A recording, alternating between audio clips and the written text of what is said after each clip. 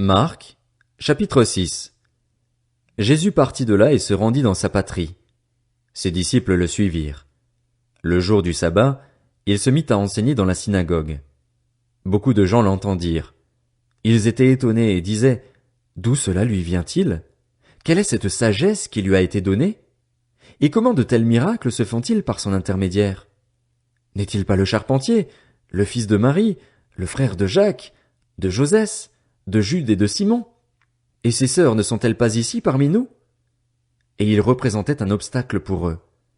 Mais Jésus leur dit: Un prophète n'est méprisé que dans sa patrie, parmi ses parents et dans sa famille.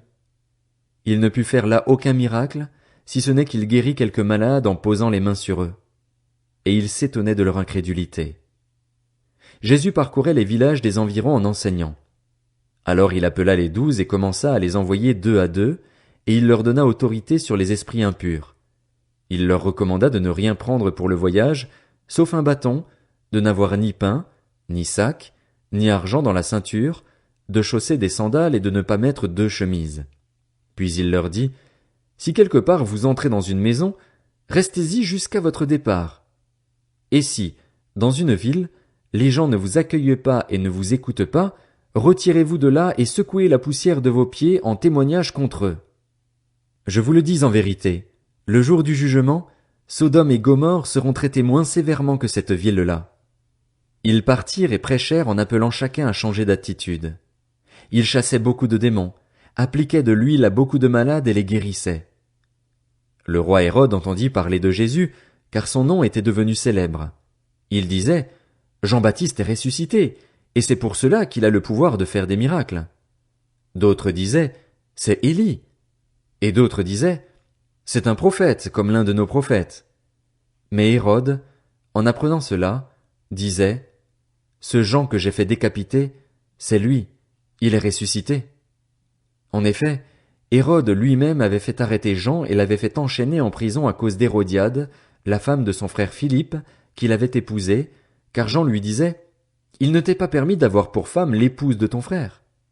Furieuse contre Jean, Hérodiade voulait le faire mourir, mais elle ne le pouvait pas, car Hérode redoutait Jean, sachant que c'était un homme juste et saint, et il le protégeait. Après l'avoir entendu, il était souvent perplexe, et c'était avec plaisir qu'il l'écoutait. Cependant, un jour propice arriva lorsqu'Hérode, pour son anniversaire, donna un festin assez grand aux chefs militaires et aux personnalités de la Galilée. La fille d'Hérodiade entra dans la salle, elle dansa et plut à Hérode et à ses invités. Le roi dit à la jeune fille: Demande-moi ce que tu veux, et je te le donnerai. Il ajouta avec serment: Ce que tu me demanderas, je te le donnerai, même si c'était la moitié de mon royaume. Elle sortit et dit à sa mère: Que demanderai-je? Sa mère répondit: La tête de Jean-Baptiste. Elle s'empressa aussitôt de rentrer vers le roi et lui fit cette demande: Je veux que tu me donnes à l'instant, sur un plat, la tête de Jean-Baptiste. Le roi fut attristé, mais, à cause de ses serments et des invités, il ne voulut pas refuser. Il envoya sur-le-champ un garde, avec ordre d'apporter la tête de Jean-Baptiste. Le garde alla décapiter Jean dans la prison et apporta la tête sur un plat. Il la donna à la jeune fille et la jeune fille la donna à sa mère. Quand les disciples de Jean apprirent cette nouvelle, ils vinrent prendre son corps et le mirent dans un tombeau. Les apôtres se rassemblèrent autour de Jésus et lui racontèrent tout ce qu'ils avaient fait et tout ce qu'ils avaient enseigné.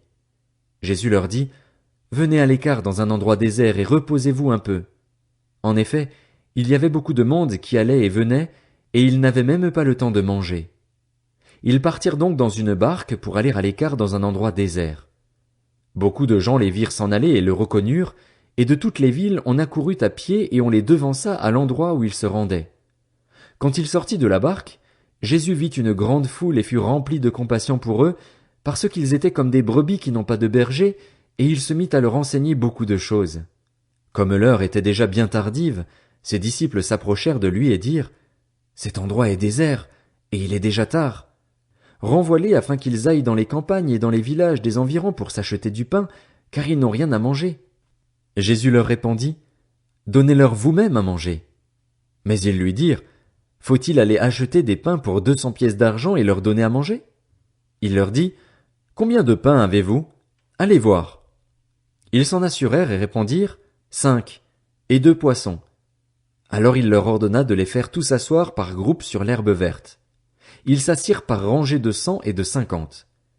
Il prit les 5 pains et les 2 poissons, leva les yeux vers le ciel et prononça la prière de bénédiction. Puis il rompit les pains et les donna aux disciples afin qu'ils les distribuent à la foule. Il partagea aussi les 2 poissons entre tous. Tous mangèrent et furent rassasiés, et l'on emporta 12 paniers pleins de morceaux de pain et de ce qui restait des poissons. Ceux qui avaient mangé les pains étaient au nombre de 5000 hommes. Aussitôt après, il obligea ses disciples à monter dans la barque et à le précéder sur l'autre rive, vers Bethsaïda, pendant que lui-même renverrait la foule. Quand il l'eut renvoyé, il s'en alla sur la montagne pour prier. Le soir venu, la barque était au milieu du lac et Jésus était seul à terre. Il vit qu'ils avaient beaucoup de peine à ramer, car le vent leur était contraire. Vers la fin de la nuit, il alla vers eux en marchant sur le lac, et il voulait les dépasser.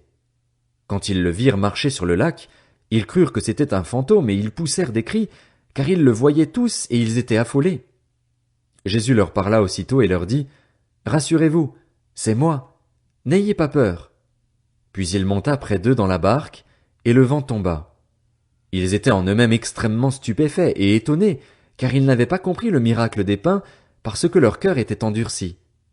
Après avoir traversé le lac, ils arrivèrent dans la région de Génézareth et y abordèrent. Dès qu'ils furent sortis de la barque, les gens reconnurent Jésus et parcoururent tous les environs. Ils se mirent à apporter les malades sur des brancards là où ils apprenaient sa présence. Partout où il arrivait, dans les villages, dans les villes ou dans les campagnes, on mettait les malades sur les places publiques et on le suppliait de leur permettre seulement de toucher le bord de son vêtement. Tous ceux qui le touchaient étaient guéris.